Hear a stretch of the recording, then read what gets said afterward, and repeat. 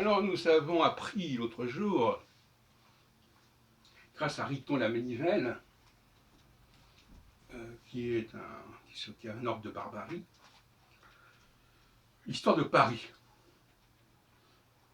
Alors Paris, jusqu'en 1860, ça je le savais, était constitué de 12 arrondissements.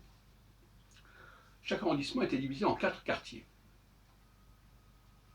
qui avaient des noms bien précis. Par exemple, ici, nous sommes dans le quartier de la Maison Blanche. Un peu plus loin, c'est dans le 13e, le quartier Croulebarbe. Et puis il y a le quartier du quai de la Gare, c'est là, ou de la Gare. Et quand je suis né dans le quartier des Ternes. Mais effectivement, Riton la Manivelle nous a rappelé que chaque arrondissement était divisé en 4 quartiers. Ça ne veut pas dire que ces 4 quartiers étaient égaux en dimension, mais il y en avait 4. Donc il fallait retenir 48 quartiers jusqu'en 1860. Et avant 1860, donc, il n'y avait que 12 arrondissements. Et le 13e arrondissement est en fait compte le 12e, le dernier. Mais ensuite, on a réaménagé tout ça. Alors, je dis ça parce que justement, actuellement, on est en train de supprimer 4 arrondissements au centre, mais on nous rassure qu'on ne va pas renuméroter les arrondissements pour autant.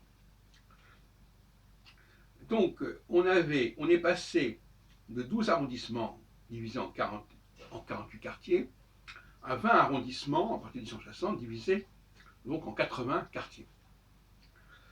Et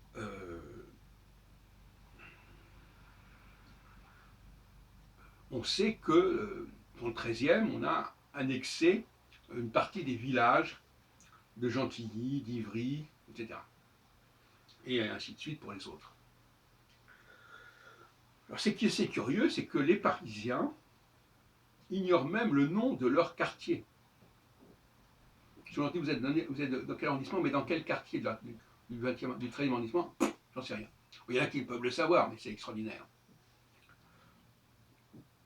Alors c'est intéressant parce que il a fallu trouver des noms à ces 48 quartiers, puis à ces 80 quartiers, sur la base évidemment de la réalité locale, si on peut dire. Mais on voit bien, et c'est ça qui m'intéresse, que on a besoin de donner des noms. Hein. On a besoin de nommer. Par exemple, les constellations zodiacales et les constellations générales, qui couvrent l'ensemble du ciel, on a trouvé des noms empruntés à la mythologie.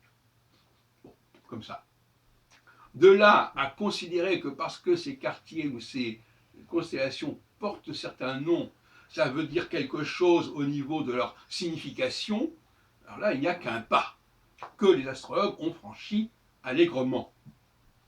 Alors je vais quand même leur demander d'arrêter ce petit jeu et de considérer que ces noms de constellations, qui sont eux-mêmes inspirés, en l'occurrence, non pas par la mythologie, parce que les constellations zodiacales ne sont pas inspirées par les mêmes.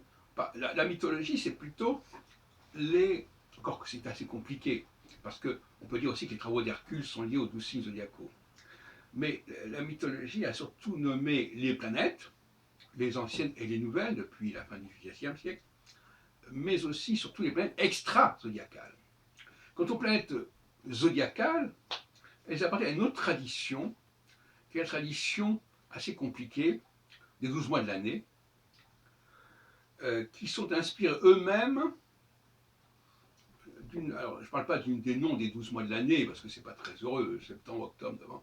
Je parle il y avait une tradition dans les livres d'heures, des 12 mois de l'année, de l'almanach, si on veut, etc., et qui était inspirée des saisons.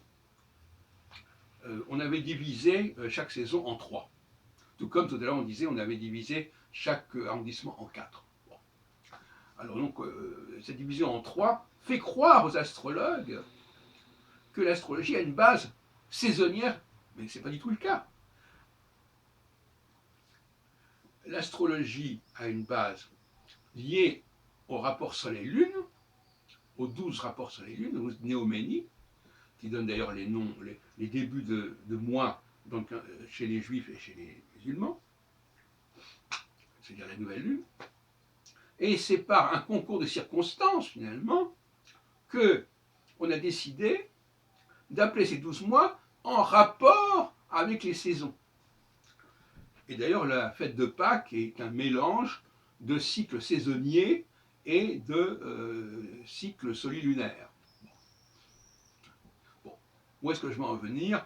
Je vais en venir au fait que bon, nous avons besoin de nommer les choses, de les subdiviser, et que ça donne ce que ça donne.